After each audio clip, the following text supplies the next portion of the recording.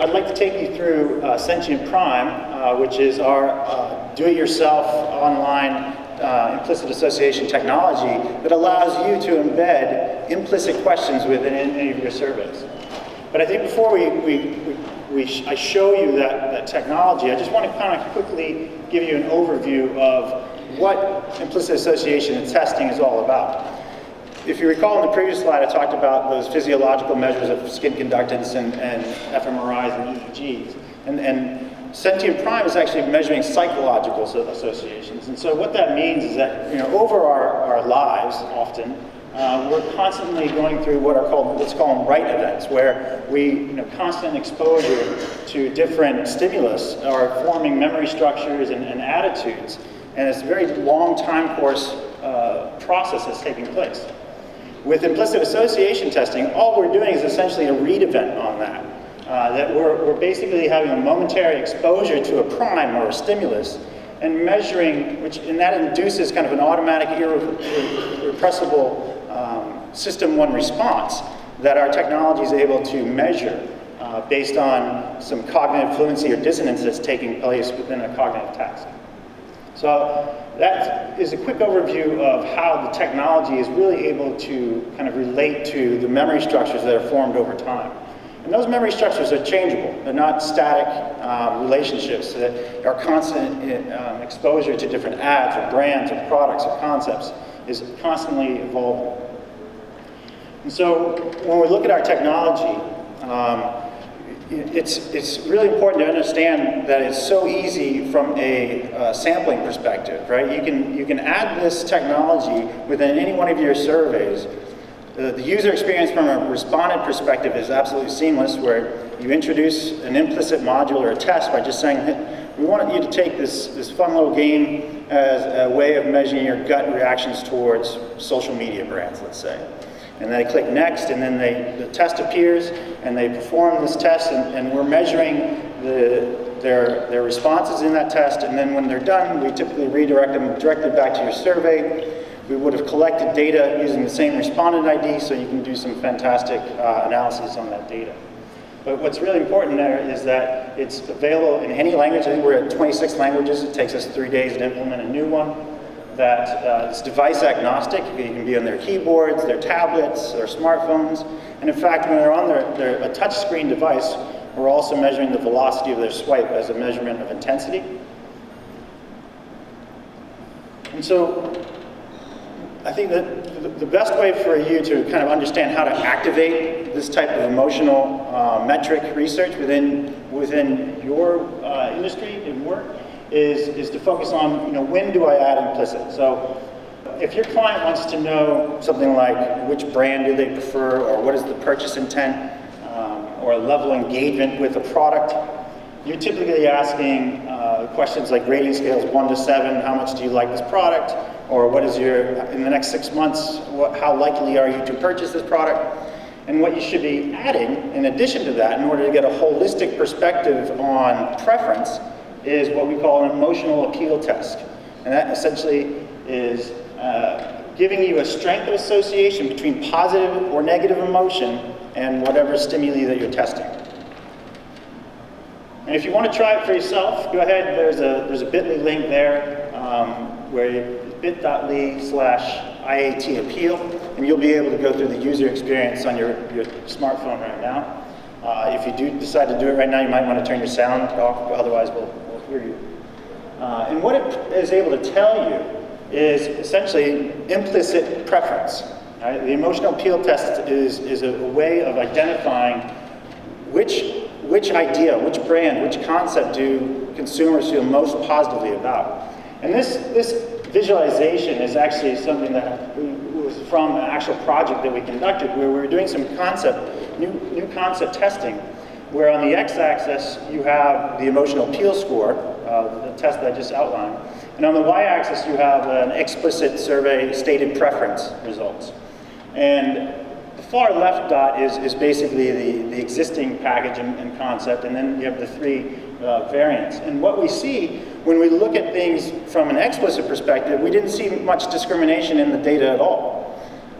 And so we went back and we actually tested consumers again And that explicit metric, by the way, is a very strong one in the choice-based conjoint, but again, didn't provide us with much differentiation. We added an emotional appeal test on that, and we saw quite considerable differentiation. So that's preference. If we want to know things like relevance, familiarity, importance, attitudinal loyalty, or a simple attachment to a client's brands or products again, then we're typically, again, we're asking rating scale questions, or we're asking max diff questions, and we should be adding a self-identification test. A self-identification test is an implicit measurement of essentially the strength of association between that consumer's sense of self and whatever the stimulus is, whether it be a brand, product, concept, again.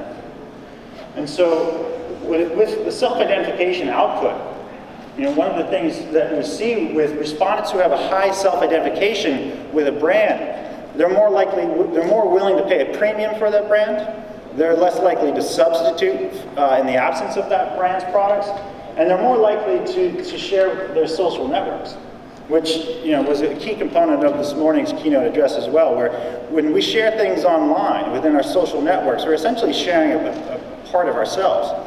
And we do a Super Bowl study every year, and what we see when we try to correlate the results of that research with the virality of an ad, that the USA Today ad meter, 1 to 7, how much did you like that ad, correlates to the virality by a factor of 0.35, and that when we do that within a choice model, again, it correlates at 0.43. But when we add a self-identification test within that choice exercise, we're able to increase the predictive capability to up to 0.63. Clients want to know about what do consumers associate with my products or brands or my ad. We're typically asking, check all the boxes that apply within our explicit surveys, or we might ask some open-ended questions for them to describe what they think about that product or brand. And what we should be adding, in addition to that, is a discrete association test. And so a discrete association test can measure an attribute or emotional association with any number of stimulus. And so what that looks like, when we're able, this graph right here is a visualization where the solid bars represent implicit responses, and the pattern bars represent explicit responses. You're very easily able to compare the data set side by side. You can do so in any number of ways. But what it allows us to understand is where is there kind of system 1 and system 2 congruency taking place? Where do consumers, are they non-consciously making these associations and simultaneously stating them? And then also, where is there a disconnect? And within our research, we actually often find that there's a lot more insights when there's a disconnect, because that's telling us something that we didn't know before by just asking the questions. So through this mechanism, we're able to actually really understand, again, across both System 1 and System 2, what is true of, let's say, a client brand, what is ownable or distinct relative to their competitors, and then what is valuable by, again, taking that implicit data and correlating it to a dependent variable, whether that be an explicit preference question or an implicit preference question, i.e. the emotional appeal test. So combining the results is pretty straightforward. It's a index score at a respondent level. Our analysts often just take that raw data set, zip it up into SPSS, and analyze it and stat test it the same way you would with explicit data. You can, as I kind of talked about in the previous slide, you can conduct some fantastic drivers analyses where you're able to understand which implicit perceptions are actually driving, again, a dependent variable like preference. Segmentation analysis is another very strong output from adding this implicit module. Very often we'll look at data, what are the consumers that have a high self-identification with the brand, what are they saying, what are they thinking? And then those who have a low self-identification brand, what are they saying, what are they thinking? And then, storytelling as well, because, now you're able to access, whether it be 10, 25, 50, 75% of information that you weren't looking at previously. It's going to provide you with a lot more explanations to why consumers are behaving in a certain way. And that's going to lead to greater accuracy. And this is real data. This is from our research where it's industry agnostic. It's also study type agnostic, where when you're measuring explicit data on its own, let me rephrase it. When you're adding implicit with your explicit techniques, you're able to increase the predictive capability of that research. And so these are correlations with actual in-market sales. Well, thank you very much for attending. If you'd like to speak to us, we're at a booth in the main auditorium, and we'd love to talk to you. Thank you.